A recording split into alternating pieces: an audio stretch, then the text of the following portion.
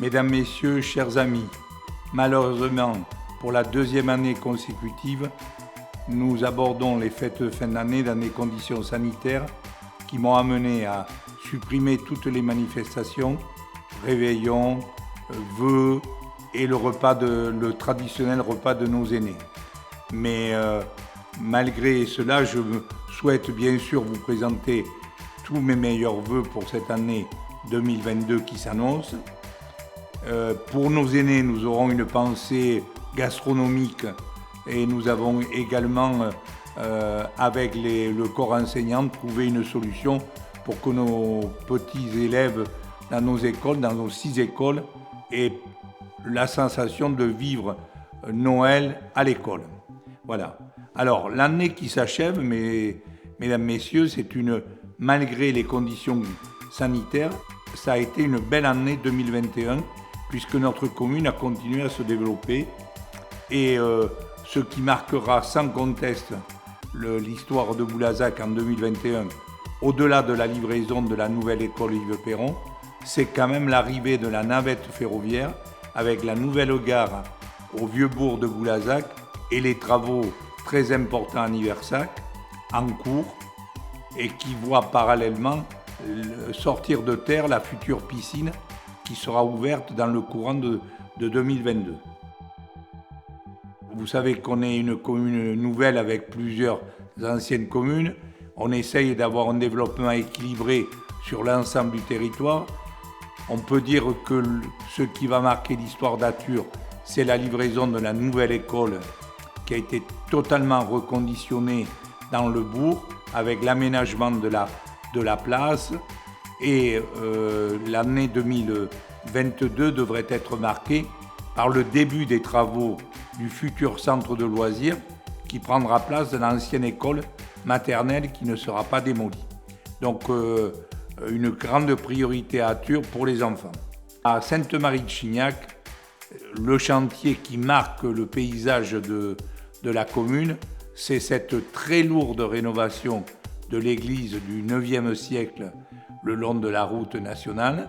Et cet équipement sera prolongé par la création d'une place publique autour du monument aux morts, de l'église rénovée, de l'école, avec un aménagement de sécurité pour ralentir la circulation dans le bourg de Sainte-Marie. Donc encore une belle année également. Alors évidemment, je déroule les communes amies. Saint-Laurent-sur-Manoir. Saint-Laurent-sur-Manoir, vous devez vous interroger sur les grands travaux qui sont engagés à côté du 7. C'est l'émergence prochaine d'un futur centre de congrès qui viendra compléter l'équipement hôtelier qui sera peut-être appelé à se développer encore. Et pour Saint-Laurent-sur-Manoir, c'est la véritable renaissance du quartier de Niversac, la gare, la halte marchandises, un futur commerce avant d'arriver au passage à niveau, donc une véritable renaissance du quartier ferroviaire de Saint-Laurent-sur-Manoir. L'année 2022, c'est l'année qui est prévue pour lancer les études et peut-être le début des travaux de la construction d'un groupe scolaire neuf qui remplacera les 3 groupes scolaires un peu éclatés autour du château pour offrir au Saint-Laurent-Té une école de très grande qualité.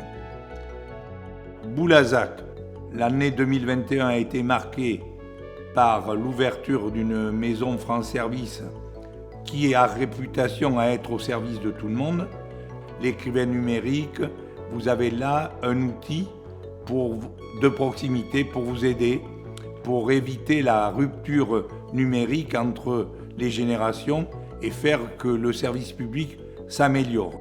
Et je veux insister, puisque pour ceux qui le traversent tous les jours, vous voyez qu'un ultime chantier s'amorce dans l'Esparat et je peux prétendre qu'à la fin de 2022, voire en début d'année 23, on pourra dire que l'ensemble du quartier de l'Espara aura été complètement rénové, restructuré, bureaux de poste, mais également des commerces, des services.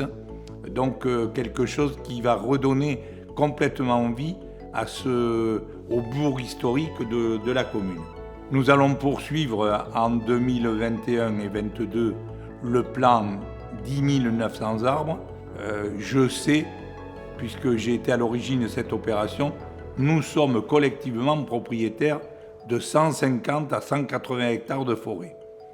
Mais la démarche 1900 arbres, c'est une démarche pédagogique organisée avec les enseignants, avec le lycée agricole, afin de sensibiliser nos enfants aux nécessaires protections de notre environnement et également participer à la lutte contre le réchauffement climatique. Donc cette opération sera poursuivie et elle sera soulignée cette année par la création de 2 jardins publics, le jardin de Barnabé, qui sera inauguré par l'association des Amis de Barnabé avant la fin du mois de juin, et également un jardin autour du Pontet qui viendra compléter l'opération logement derrière l'hôtel BNB. Vous voyez donc que la préoccupation de l'environnement est une préoccupation majeure pour l'équipe municipale. Alors, Boulazac, on ne peut pas parler de vœux sans parler d'économie. La commune continue son développement, mais quand même 2 faits significatifs devraient marquer l'année. L'usine Ruby-Cuir va investir sur le Suchet, va agrandir son usine, et la coopérative agricole a un projet majeur soutenu par l'Europe, la région et l'État, et ces 2 opérations devraient créer un peu plus de 150 emplois et participer ainsi à offrir une perspective à notre jeunesse et permettre aux habitants de Boulazac de trouver du travail. Je voudrais, mesdames, messieurs, chers amis, vous dire que je m'adresse avec vous avec une certaine fierté, puisque vous n'ignorez pas qu'en 2021, on m'a remis la Légion d'honneur, et je l'ai dit dans mon discours en préfecture, pour moi cette Légion d'honneur ne me revient pas, elle revient à tous les Boulazacois, parce que c'est la reconnaissance du développement d'une ville moderne et dynamique qui a été saluée au travers de cette décoration. Je vous le dis vraiment en toute modestie, cette distinction, je la partage avec vous tous. À Boulazac, il y a une équipe qui est autour de moi, autour de la maire déléguée de Boulazac, autour de tous les maires délégués, travaille de manière déterminée, unie, pour faire en sorte que notre ville soit de plus en plus chaleureuse, moderne, qu'elle se développe, que chacun et chacune puisse se réaliser à l'école, au sport, à la culture, trouver un emploi. C'est l'objectif que je poursuis depuis de nombreuses années, et c'est pour ça que je vous le dis en toute amitié, en vous appelant à être vigilants et à être prudents par rapport à la situation sanitaire qui est incontrôlée. Mais je veux vous dire très simplement, au nom de toute l'équipe qui me soutient, vous présenter tous nos meilleurs vœux et vous souhaiter une très très bonne année 2022. À très bientôt.